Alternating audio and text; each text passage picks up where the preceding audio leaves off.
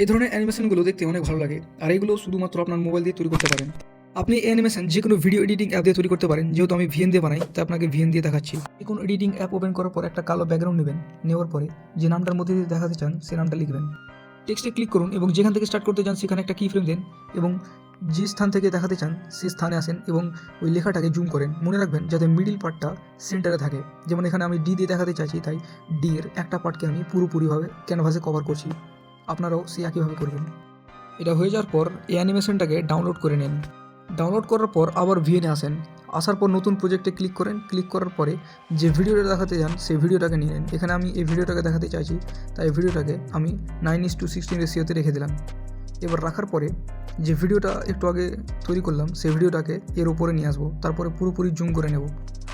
ভিডিওটা পুরোপুরি জুম করার পর এবার চলে আসেন ব্লেন্ডিং অপশানে। ব্লেন্ডিং অপশানে আসার পরে সেখানে ডার্কের নামের অপশান পাবেন, ক্লিক করবেন। তারপরে তৈরি হয়ে গেল আপনার অ্যানিমেশন।